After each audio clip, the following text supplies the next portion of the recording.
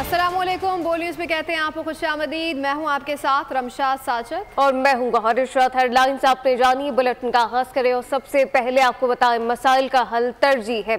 इत्तेहादियों से मिलजुल कर अवाम को मसाइल से निजात दिलाएंगे। वज़ीर-ए-आज़म शहबाज शरीफ की वज़ीर आला सिंध को यकीन दहानी। सूबाई काबीना के अरकान से खिताब में शहबाज शरीफ बोले, किसी भी सूबे की तरक्की पाकिस्तान की तरक्की है। एक दूसरे के मैंडेट का एहतराम करना है सबसे बड़ा चैलेंज। मईशत की बहाली है। वज़ीर-ए-आज़म और वज़ीर आला की 1-on-1 मुलाकात। सिंध और वफाक के तरक्याती कामों समेत दीगर उमूर पर तबादला ख्याल किया गया। शहबाज शरीफ का वज़ीर आला हाउस आमद पर पुरतकपाक इस्तकबाल किया गया। शर्जील मेमन, नासिर शाह और दीगर ने खैर मकदम किया। मज़ीद जाने थे इस हवाले से वजाहत रियाबदी से। जी वजाहत बताइएगा इस दौरे के हवाले से। शहबाज शरीफ एक रोजा दौरे के ऊपर कराची पहुंचे हैं। वज़ीर आज़म पाकिस्तान शहबाज शरीफ को वज़ीर आला सिंध मुराद अली शाह की जानिब से इस्तकबाल किया गया था। वज़ीर आज़म पाकिस्तान ने कराची पहुंचते ही कायदे आज़म के मज़ार पर हाजिरी दी। उसके बाद वज़ीर आला हाउस पहुंचे। वज़ीर आला सिंध ने काबीना के हमरा वज़ीर आज़म पाकिस्तान को इजलास से ब्रीफिंग दी। वज़ीर आज़म पाकिस्तान के हमरा एहसन इकबाल, खालिद मकबूल सिद्दीकी, उवैस लगारी, औरंगजेब, मुसद्दिक मलिक, जाम कमाल, अताउल्लाह तारर और कैसर शामिल थे। जबकि वज़ीर आला सिंध मुराद अली की हमरा सूबाई वज़राओं में शर्जील इनाम मेमन, नासिर शाह, सईद गनी, जाम खान चोरो, मेयर कराची, मुर्तज़ाबाद, चीफ सेक्रेटरी आसिफ हैदर शाह, वज़ीर आला सिंध प्रिंसिपल सेक्रेटरी आगा बासित भी शरीक थे। वज़ीर आला सिंध की जानिब से मुराद सीएम वज़ीर आज़म पाकिस्तान से दरख्वास्त की गई कि सूबाई सिंध के साथ ज्यादती की जा रही है। 2020 और 2021 के बजट के अंदर जो रकम रखी गई थी वो सूबाई सिंध को नहीं दी गई। जबकि इसके अलावा 2023 और 2024 के अंदर वफाकी हुकूमत के साथ जो वादे किए गए थे 1070 बिलियन के, उसमें से भी 28 बिलियन रुपए अभी तक जारी नहीं किए गए। सीएम सिंध की जानिब से इसके अलावा K4 के मंसूबे के ऊपर ताखीर के हवाले से भी वज़ीर आज़म से दरख्वास्त की गई। जबकि BRT मंसूबे के हवाले से 21 बिलियन रुपए एडजस्ट करने थे, उसके हवाले से भी दरखास्त की गई। वज़ीर आज़म पाकिस्तान की जानिब से फौरी तौर पर तमाम वज़राए और तमाम हुक्काम को हिदायत जारी की गई है कि सूबाई सिंध के तमाम मसाइल से फौरी तौर पर वज़ीर आला सिंध को आगाह किया जाए और तमाम जो वज़ीर आला सिंध की सिफारिशात हैं, जो इनकी मुश्किलात हैं, उनको दूर किया जाए। अच्छा वजाहत ये भी बताइएगा कि वज़ीर आज़म की MKM से मुलाकात शेड्यूल है, वो मुलाकात कब तक मुतवक्किल है?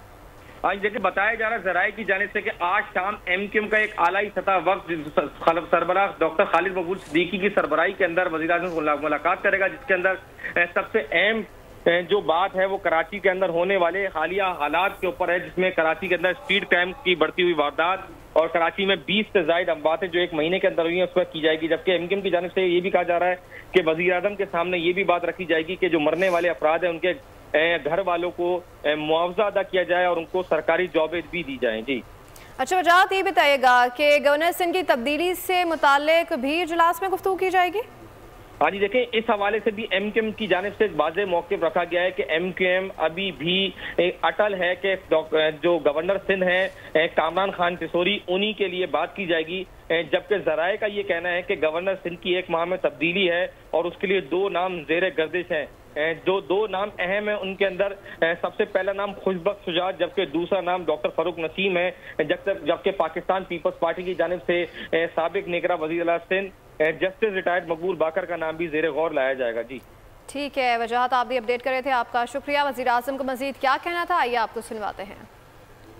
पाकिस्तान इस वक्त जो मसाइल हैं, सबसे बड़ा मसला इस वक्त माशी इस्तेकामत का है, स्टेबिलिटी का है, और उसके लिए वफाक और सूबों को बहुत करीबी ताल्लुक बनाना पड़ेगा। ये सिंध की तरक्की पाकिस्तान की तरक्की है, पंजाब की तरक्की पाकिस्तान की तरक्की है, और इसी तरह दर्जा बदर्जा बाकी जो सूबों में अवाम हैं उनकी तरक्की पाकिस्तान की तरक्की है। और बाज़ औक़ात ऐसे फैसले में करने पड़ेंगे जो शायद हम अपने लिए पसंद ना करते हों, लेकिन पाकिस्तान के अवाम के लिए, सूबों की तरक्की और खुशहाली के लिए हमें वो फैसले करने होंगे। तभी ये जो गाड़ी है तरक्की की, जमहूरियत की, ये आगे बढ़ेगी। पाकिस्तान के अवाम के तरक्की और खुशहाली के लिए कोई और ऑप्शन नहीं, एक ही ऑप्शन है कि मिलकर काम करें और इसके ऊपर हम कोई कॉम्प्रोमाइज़ नहीं करेंगे। नौजवान अहद करें कि पाकिस्तान को हकीकी मायनों में कायद का पाकिस्तान बनाएंगे। वज़ीर आज़म शहबाज शरीफ ने मुख्तलिफ शो में नुमाया कारकर्दगी दिखाने वाले तलबा तालिबात से मज़ार कायद पर हल्फ ले लिया। कहा नौजवान पाकिस्तान की खिदमत और तरक्की में किरदार अदा करें।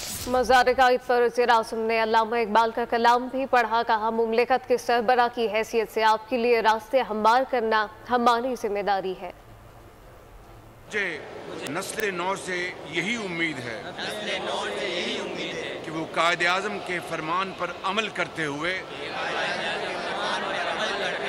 इत्तेहाद, नज़्म व ज़ब्त, यकीन मोहकम की अमली तस्वीर बनेंगे। पाकिस्तान का रोशन मुस्तकबिल आपकी उम्मीदों और मेहनतों से रोशन तर और अजीम तर होने वाला है। हम सब आपकी कामयाबियों के लिए अल्लाह ताला के हुजूर दस्त बदुआ हैं। पाकिस्तान पाकिस्तान पार्लियामान बाजे बजाने का फोरम नहीं। अली अमीन गंडापुर अपने मंसूबे पर ध्यान दें। जल्द से जुलूस छोड़े, वफाक के साथ बैठकर बात करें, फैसल करें कुंडी की तनकीद। कहा कि मौलाना को अवाम ने मुस्तरद किया और वो बदला जमहूरियत से लेना चाहते हैं। बताएं कि किसने असम्बली खरीदी और किसने बेची। नदीम अजल चंद बोले कि मुल्क में महंगाई, बेरोजगारी है। हम आज तक धांधली का रोना रो रहे हैं। बदकिस्मती से आज तक हम इलेक्शन कमीशन को मजबूत नहीं कर सके।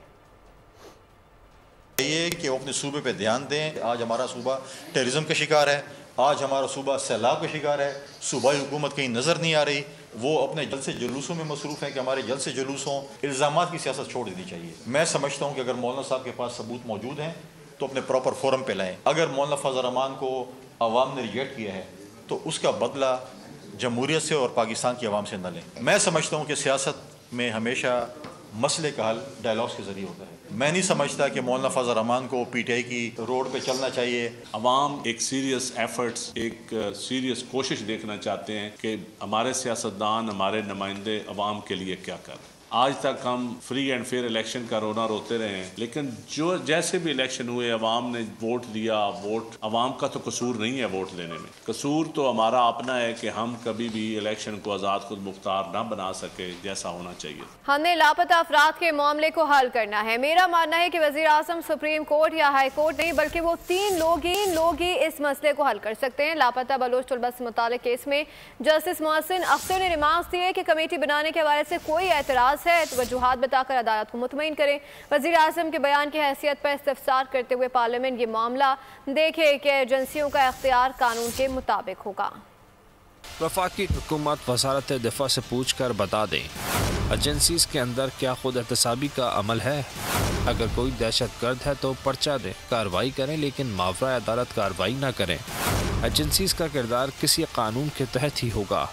हर इदारे ने अपने इख्तियार के अंदर रहकर काम करना है। जस्टिस मोहसिन अख्तर कियानी के लापता बलोच तलबा बादशाबी केस में सख्त रिमार्क्स। अटॉर्नी जनरल ने बादशाब होने वाले लापता अफराद से मुतालिक रिपोर्ट अदालत के सामने पेश की। अदालत ने रिमार्क्स दिए, क्या एजेंसीज में कोई जवाबदेह है? जस्टिस मोहसिन कियानी ने रिमार्क्स दिए, वर्किंग में गलती हो सकती है लेकिन इसका मतलब ये नहीं वो जवाबदेह नहीं। जस्टिस मोहसिन कियानी ने कहा, आप अगर ऑर्डर में तरमीम कराना चाहते हैं मुतफरिक दरख्वास्त दायर करें, अदालत को मुतमईन करें कि इसकी मज़ीद समाअत 21 मई को होगी। सुप्रीम कोर्ट ने मिलिट्री कोर्ट केस की समाअत का मामला फिर प्रैक्टिस एंड प्रोसीजर कमेटी को भिजवा दिया है। दौरान समाअत जस्टिस हसन अजहर रिजवी ने सवाल किया कि जिन 20 अफराद को सजा काटने के बाद रिहाई मिली, क्या इनके फैसले अदालती रिकॉर्ड का हिस्सा हैं? जस्टिस मुसर्रत हिलाली ने कहा, फौजी अदालत के फैसले अदालती रिकॉर्ड पर लाएं।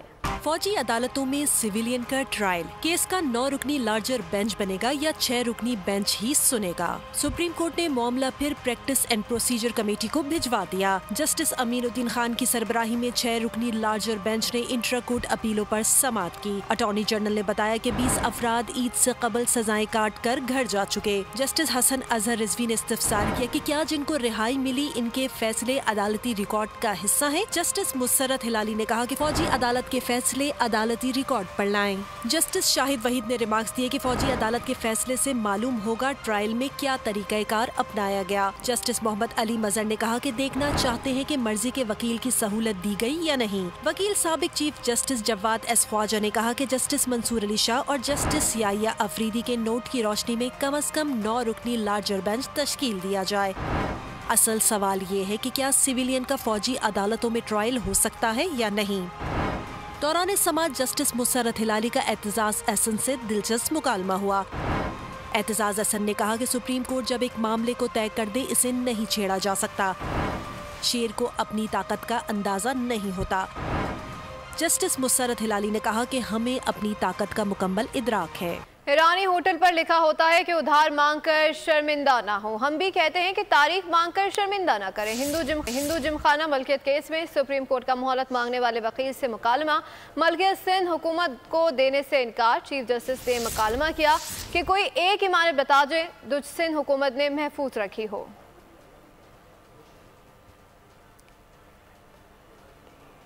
और अभी जानिए सुप्रीम कोर्ट बार एसोसिएशन का चीफ जस्टिस पाकिस्तान के एजाज में ज़ोहराना। चीफ जस्टिस पाकिस्तान के हमरा जस्टिस जमाल मंदोखेल और जस्टिस नईम अख्तर अफगान भी ज़ोहराने में शरीक हुए। दीगर बार एसोसिएशन के अहदेदार और वकला रहनमा भी तकरीब में शरीक, जबकि चीफ जस्टिस पाकिस्तान काजी फायज़ ईसा की वकला से गुफ्तगू। वकील का काम होता है कि समझना। वीडियो लिंक पर इस मुतालिक मज़ीद क्या कहना था, आइए आपको सुनवाते हैं। और मैं जस्टिस जमाल खान मंदोखेल साहब बिल्डिंग कमेटी में हैं और ये बिल्डिंग जो है ये एक हेरिटेज साइट है, तो इनकी कुछ मशवरे थे कि क्या करें। हमारी मीटिंग हो रही है, 2 बजे हमने रखी थी, शेड्यूल की थी, उसमें और भी लोग हैं। एक ये इसको हम चाहते हैं कि शायद इसमें कुछ रद्द-बदल की जाए कि इसको कोई तकलीफ भी होना हो, मगर इंशाल्लाह देखते हैं कि क्या प्रपोजल आते हैं आर्किटेक्ट्स वगैरह से मशवरा करके।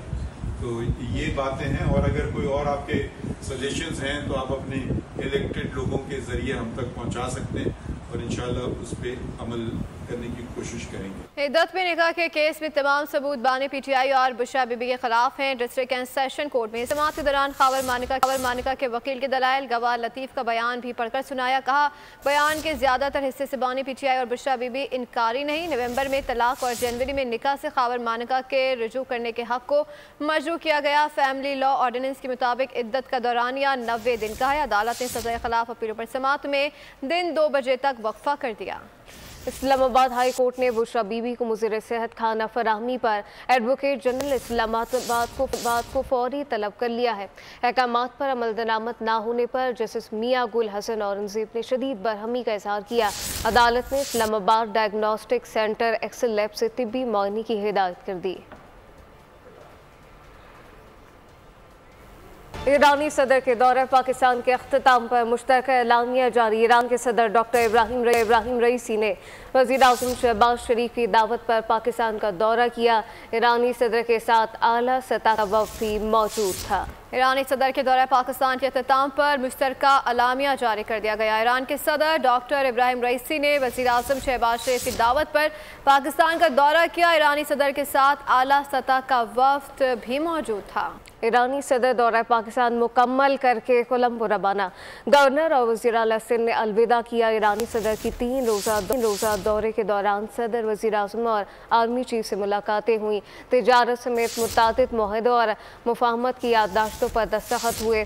इब्राहिम रईसी का लाहौर और कराची का भी दौरा। मज़ार कायद और मज़ार इकबाल पर हाजिरी। वज़ीर आला और गवर्नर से मुलाकातें हुई। जामा कराची से डॉक्टरेट की एजाज़ी डिग्री से नवाजा गया।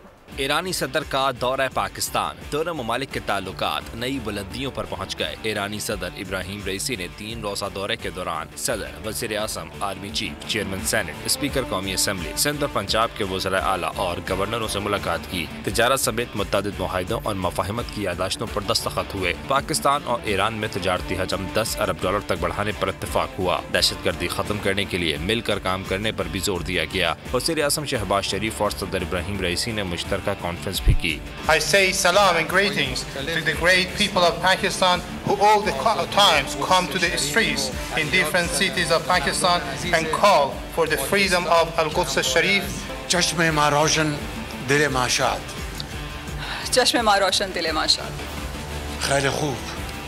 इब्राहिम रईसी ने लाहौर और कराची का भी दौरा किया। लाहौर में वज़ीर आला मरीम नवाज समेत सूबाई वज़रा और आला हुक्काम ने इनका पुरतपाक इस्तकबाल किया। ईरानी सदर ने शायर मशरिक अल्लामा मोहम्मद इकबाल के मज़ार पर हाजिरी दी, दुआ की और फूल रखे। इल्हाम बख्श शख्सियत की अल्लामा इकबाल जैसी बुजुर्गों बाला और बुलंदतर हस्ती जो है, इल्हाम बख्श इस सेंस में कि वो वाकई जो इल्हाम उनके ऊपर होता था, जो वारदात कल्बी उनकी होती थी, वही वारदात कल्बी उन्होंने जो है वो अपने नोट्स के जरिए, अपनी तहरीरों और शायरी के जरिए अवाम तक पहुँचाए। मौसस मेहमान को कराची में खुशामदीद कहने गवर्नर, वज़ीर आला आसफा भुट्टो, शर्जील मेमन और दीगर सूबाई वज़रा पहुँचे। ईरानी सदर ने मसार कायद पर हाजिरी दी, फूल रखे और फातिहा ख्वानी की। मेहमानों को गवर्नर सिंध ने जामिया कराची की जानिब से डायरेक्टरेट की एहसासी डिग्री पेश की। इस मौके पर सिक्योरिटी के सख्त इंतजाम किए गए थे। दुनिया की कोई ताकत पाक ईरान ताल्लुकात में बिगाड़ पैदा नहीं कर सकती। इब्राहिम रईसी का दौरा पाकिस्तान पर अक़वाम आलम को दो टोक पैगाम। कहा, पाकिस्तान ईरान के ताल्लुकात तारीखी, सखावत, मजहब से जुड़े हैं। दुनिया में शैतानियत, सरकशी के खिलाफ हमारे नारे जिंदा है। ईरान की सबसे बड़ी तरजीह फ़लस्तीन की आज़ादी है। इनकलाब ईरान अभी ख़त्म नहीं हुआ। داشتم در این سفر در اجتماعات پرشور و با نشاط مردم عزیز پاکستان در جای جای این کشور سلام رهبر فرزانه انقلاب اسلامی امام خامنه ای حفظه الله تعالی به مردم عزیز و همیشه در صحنه پاکستان ابلاغ می کردم، لکن این زمینه حاصل نشد. از همین جایگاه و همه مردم عزیز در पाकिस्तान पीर व जवान। पाक ईरान मजबूत दोस्ती पर अमरीकी रद्द-ए-अमल सामने आ गया है। तिजारती मुआहदों को खबरदार कर दिया। अमरीकी महकमा खारजा के नायब तर्जुमान वेदांत पटेल का कहना है कि हुकूमत पाकिस्तान अपनी खारजा पॉलिसी के हुसूल पर खुद बात कर सकती है। पाक ईरान मुहायदे अमरीका को खटकने लगे, पहले मुबहम और फिर खुले अल्फाज में खबरदार कर दिया। अमरीकी महकमा खारजा के नायब तर्जुमान वेदांत पटेल ने ईरान से तिजारती मुआहदों पर गौर करने वालों को मुमकिन पाबंदियों से आगाह रहने का मशवरा दे दिया। अमरीकी तर्जुमान ने वजाहत की, पाकिस्तान को मिसाइल आलात फराहम करने वाली कंपनियों पर पाबंदियां इसलिए लगाई हैं कि ये इदारे तबाही फैलाने वाले हथियारों की तरसील के जराए थे जो चीन और बेलारूस में मुकीम इदारे थे। वेदांत पटेल ने बताया कि पाकिस्तानी बैलिस्टिक मिसाइल प्रोग्राम के लिए आलात और काबिल इत्तलाक अशिया की फरहमी का मुशाहिदा किया। बड़ी तबाही फैलाने वाले हथियारों के नेटवर्क के खिलाफ कार्रवाई जारी रखेंगे। इलेक्शन कमीशन ने PTI के नए इंट्रा पार्टी इंतखाबात पर एतराज़ात उठाते हैं। तीसरी बार PTI इंट्रा पार्टी इलेक्शन पर एतराज़ जायद किया गया। PTI को 30 अप्रैल के लिए नोटिस जारी कर दिया गया है। PTI ने 4 मार्च को इंट्रा पार्टी इलेक्शन की तफसील जमा कराई थी। PTI को 30 अप्रैल के लिए नोटिस जारी किया। हुकाम को पेश होने की हिदायत भी जारी कर दी गई है। इलेक्शन कमीशन के PTI के नए इंट्रा पार्टी इंतखाबात पर एतराज़ात। तीसरी बार PTI इंट्रा पार्टी इलेक्शन पर एतराज़ जायद किया गया। PTI को 30 अप्रैल के लिए नोटिस जारी किया गया। मज़ीद जान लेते हैं नुमाइंदा बोल न्यूज़ फहद चौधरी से। जी फहद चौधरी, बताइएगा, तीसरी बार एतराज़ात आयद कर दिए गए? जी बिल्कुल, इलेक्शन कमीशन ने एक बार फिर तहरीक इंसाफ के नए इंट्रा पार्टी इंतखाबात पर एतराज़ात आयद कर दिए हैं। तहरीक इंसाफ को 30 अप्रैल के लिए नोटिस जारी कर दिया गया है। पॉलिटिकल फाइनेंस विंग ने PTI को 30 अप्रैल पेश होने की हिदायत की है। इलेक्शन कमीशन ने यह तीसरी मरतबा PTI के इंट्रा पार्टी इंतखाबात पर एतराज़ आयद किया है और 4 मार्च को तफसीलात जो है PTI की जानिब से इंट्रा पार्टी इंतखाबात की इलेक्शन कमीशन में जमा करवाई गई थी। ठीक है, बहुत शुक्रिया फहद चौधरी, आगाह कर रहे थे। 190 मिलियन पाउंड रेफरेंस बानी PTI की जमानत की दरख्वास्त पर समाअत 29 अप्रैल तक मुलतवी कर दी गई है, जबकि जमानत के दरख्वास्त पर हर हफ्ते ऑटोमेटिक मुकर्रर होती है। जैसे इस्लामाबाद हाई कोर्ट ने वाज़ेह किया, आज हम बानी PTI के वकील के दलाइल सुनेंगे, जबकि तफ्तीशी अफसर क्यों मौजूद नहीं ये कहा गया और कहा कि क्या वारंट जारी करें। जैसे आमिर फारूक, चीफ जस्टिस आमिर फारूक और चीफ जस्टिस तारिक महमूद ने ये समाअत की है। 190 मिलियन पाउंड रेफरेंस बानी PTI की जमानत की दरख्वास्त पर समाअत हुई, जो कि 29 अप्रैल तक मुलतवी कर दी गई है। ज़मानत की दरख्वास्त हर हफ्ते ऑटोमेटिक मुकर्रर होती है, जबकि आज हम बानी PTI के वकील के दलाइल सुनेंगे। इस मुतालिक मज़ीद क्या तफ़सीलात हैं मोहम्मद आलीजा से जानते हैं। आलीजा, आगाह कीजिएगा समाअत का अहवाल।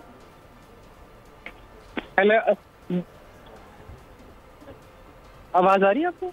जी आलीजा, कहिएगा। देखिए 190 मिलियन पाउंड केस की अब से कुछ ही देर कबल इस्लामाबाद हाईकोर्ट में समाअत हुई है। बानी चेयरमैन पीटीआई के वकील लतीफ कोसा एडवोकेट अदालत के रूबरू पेश हुए हैं। समाअत चीफ जस्टिस आमिर फारूक और जस्टिस तारिक महमूद जहांगीरी ने की है।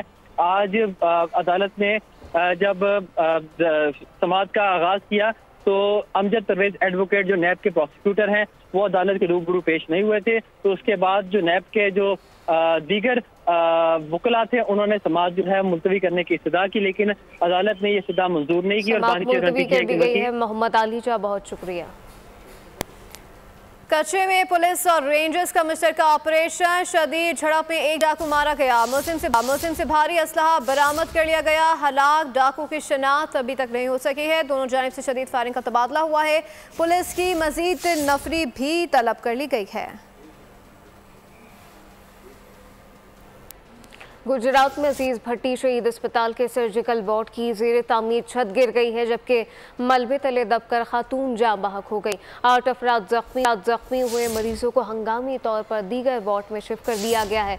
डिप्टी कमिश्नर का अस्पताल का दौरा हादसे की वजह ठेकेदार की गफलत को करार दे दिया। पंजाब हुकूमत ने लाहौर समेत सूबे के 5 बड़े शहरों में अपनी छत अपना घर प्रोजेक्ट शुरू करने का फैसला कर लिया। वज़ीर आला मरियम नवाज ने मंजूरी दे दी है। वज़ीर आला को खुसूसी इजलास से मॉडल घरों की तामीर और माहाना इंसाफ पर ब्रीफिंग दी गई। बताया गया कि प्रोजेक्ट 519 कनाल अराजी पर तामीर होगा। अराजी की निशानदही कर ली गई है। वज़ीर आला ने प्रोजेक्ट शहरों के करीब लॉन्च करने की हिदायत कर दी। और अभी ये जानी कराची में 2 दरिया के करीब खुदकुशी की कहानी का नया मोड़ है। जी हाँ, ताहिर महमूद शाह फैसल के निजी अस्पताल से मिल गया है। ताहिर को दूसरी बीवी और साल अस्पताल लाए थे। ताहिर के समंदर में कूदने की इत्तला पहली बीवी ने दी। टैक्सी भी साहिल से ही मिली। शाह फैसल पुलिस ने ताहिर महमूद को हिरासत में ले लिया है। सीवीओ में नौजवान की मुबैना खुदकुशी का ड्रॉप सीन। शाह फैसल के रिहायशी ताहिर महमूद के समंदर में डूबने की बात ड्रामा निकली। नौजवान इलाके के निजी अस्पताल से मिल गया। ताहिर को दूसरी बीवी और साला अस्पताल लाए थे। वालिद और कसन के पहुंचने पर दोनों अस्पताल से भाग निकले। शाह फैसल पुलिस ने ताहिर महमूद को हिरासत में ले लिया। तहकीकात शुरू कर दी। ताहिर के समंदर में कूदने की इत्तला पहली बीवी ने दी थी। टैक्सी भी साहिल से ही मिली। वालिद का कहना था कि ताहिर ने समंदर में जाते हुए वीडियो कॉल की थी। बताया था कि खुदकुशी कर रहा हूँ, तुम सब खुश रहो। मशीन में सिक्योरिटी फोर्सेस का ऑपरेशन, फायरिंग के तबादले में 3 दहशतगर्द मारे गए। एक जख्मी, इसको गिरफ्तार कर लिया गया है। शनाख्त अफगान शहरी के तौर पर हुई ऑपरेशन में भारी मिकदार में असलहा, गोला बारूद और धमाका खेज मवाद बरामद हुआ है।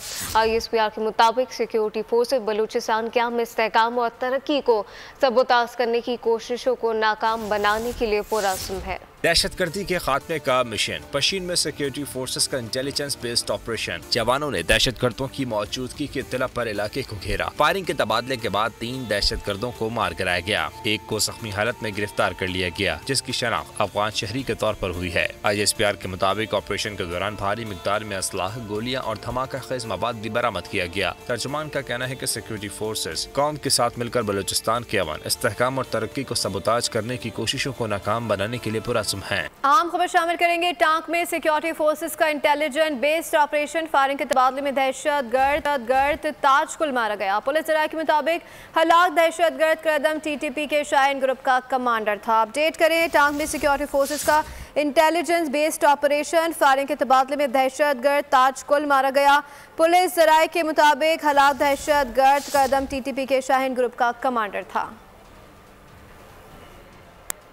वज़ीर आज़म पाकिस्तान शहबाज शरीफ आज कराची के दौरे पर हैं। अब तक किससे मुलाकातें हुई और किससे शेड्यूल है, इस मुतालिक तफसील जानते हैं नुमाइंदा बोल न्यूज़ कफील अहमद से। कफील, आगाह कीजिएगा, क्या कुछ होने जा रहा है आज के दिन, क्या स्केड्यूल है? देखिए, वज़ीर आज़म पाकिस्तान मियां मोहम्मद शहबाज के वज़ीर आज़म बनने के बाद पहली बार जो है वो कराची पहुंचे थे, जहां एयरपोर्ट पर उनका इस्तकबाल गवर्नर सिंध और वज़ीर आला सिंध जो है वो मुराद अली शाह ने किया। इसके बाद जो है वो वज़ीर आज़म पाकिस्तान मज़ार क़ायद पहुँचे, जहाँ पर उन्होंने जो है वो फातिहा ख़्वानी की, फूलों की चादर चढ़ाई और दुआ के बाद वो वज़ीर आला हाउस जो है वो गए हैं। इसके बाद वहाँ इजलास हुआ है और इजलास में जो वज़ीर आला ने सिंध ने जो बाकायदा ब्रीफिंग की, जो सूबे में इस वक्त मुख्तलिफ प्रोजेक्ट्स के ऊपर काम जो है वो जारी है। ताहम इस मौके पर उनके जो तहफ़्फ़ुज़ात थे वो उन्होंने वज़ीर आज़म के सामने रखे और उनका कहना ये था कि सूबे की जो रकम है वो ताहाल अब तक वफाकी गवर्नमेंट ने जो है वो अदा नहीं की है और इस मद में में जो है वो उन्होंने बताया कि 1078 अरब रुपए जो है वो देना थे, ताहम ताहाल 28 अरब रुपए जो है वो अब तक रकम नहीं दी गई है। उन्होंने इस मौके पर ये भी बताया कि इस जो मुख्तलिफ प्रोजेक्ट्स में जो है वो शहर में और सूबे के अंदर जो है वो काम जारी है, ताहम FPR की जानिब से जो रकम की अदायगी होनी थी सूबों को वो भी अब तक टैक्स की मद में जो है वो नहीं हुई है। तो इस मौके पर वज़ीर आज़म पाकिस्तान मियां मोहम्मद शहबाज शरीफ ने बाकायदा हिदायत जो है वो जारी की और वज़ीर ख़जाना से कहा कि जो उनका शेयर बनता है और जो उनका जो रकम बनती है उनको जो है वो सूबों को ट्रांसफ़र की जाए, ताकि जो इस वक्त सूबे सिंध के जो तहफ़्फ़ुज़ात हैं वज़ीर आला के उनको जो है वो दूर किया जो है वो जा सके। इस मौके पर अहम डेवलपमेंट में आपको बताऊँ वो ये है कि इस वक्त कराची चैम्बर ऑफ कॉमर्स का वक्त जो है वो वज़ीर आज़म से कफील अहमद आगा कर रहे थे, आपका बहुत शुक्रिया। मुल्की मईशत तरक्की के ट्रैक पर सरमायाकारों का भी भरपूर एतमाद का इजहार। पाकिस्तान स्टॉक मार्केट में तेजी के नए रिकॉर्ड बनने का सिलसिला जारी है। मार्केट पहली बार 72,000 की सतह अबूर कर गई। कारोबार के आगाज पर ही 119 में 1,000 से ज़ायद पॉइंट्स का इजाफा। कारोबारी हुजम तकरीबन 1.5% बढ़ गया। ओगरा ने पेट्रोलियम मसनूआत की कीमतों को डी रेगुलेट करने को चैलेंज करार दे दिया है। दस्तावेज़ात के मुताबिक सार्फिन से इजाफी कीमतों की वसूली का खर्चा है। पेट्रोल पंप को इजाफी चार्जेस रोकने का तरीका वज़ा करना होगा। मार्केट में गठजोड़ से महंगाई को रोकने के लिए ऑयल रूल्स में तब्दील करना होगी। ऑयल इंडस्ट्री ने 2 साल में डी रेगुलेशन का अमल मुकम्मल करने की तजवीज़ दे दी है। पहले मरहले में मिट्टी के तेल और इस वक्त लाइट डीजल को डी रेगुलेट, दूसरे मरहले में मार्जिन और फ्रेट को डी रेगुलेट करने की तजवीज़ शामिल है। पाकिस्तान को हदफ से 11 अरब 28 करोड़ डॉलर कम कर्ज मिलने का इंकशाफ। इक्तिसादी उमूर डिवीजन ने बैरूनी कर्जों से मुतालिक रिपोर्ट जारी कर दी। रिपोर्ट के मुताबिक जुलाई से मार्च तक 6 अरब 89 करोड़ 90 लाख डॉलर कर्ज मिला। हुकूमत ने बैरूनी कर्जों के हुसूल का हदफ 17 अरब 61 करोड़ डॉलर से ज्यादा रखा था। 17 अरब 61 करोड़ डॉलर कर्ज का हदफ 6 अरब 89 करोड़ 90 लाख डॉलर मौसूल। रवा माली साल पाकिस्तान को बैरूनी कर्जों के हुसूल में मुश्किलात का सामना रहा। इक्तिसादी अमूर डिवीजन ने बैरूनी कर्जों से मुतालिक रिपोर्ट जारी कर दी। रिपोर्ट के मुताबिक कसीरुल जहती कर्जों की मद में 2 अरब 73 करोड़ डॉलर से ज्यादा का कर्ज मिला। 2 तरफा कर्जों की मद में 3 अरब 60 करोड़ डॉलर से जायद मिले। 2 अरब डॉलर सऊदी अरब की जानिब से टाइम डिपॉजिट की मद में दिया गया। नया पाकिस्तान सर्टिफिकेट से 78 करोड़ से ज्यादा डॉलर बैंकों में आए। पाकिस्तान को IMF की जानिब से 1.9 अरब डॉलर का कर्ज भी मिला, जो इक्तिसादी अमूर की रिपोर्ट में शामिल नहीं। इसी के साथ खबरों में फिल वक्त इतना है। मजीद खबरों और अपडेट्स के लिए विजिट कीजिए हमारी वेबसाइट boldnews.com। आप देखते रहिए बोल्ड न्यूज। सब्सक्राइब करें और बेल दबाएं ताकि कोई खबर रह न जाए।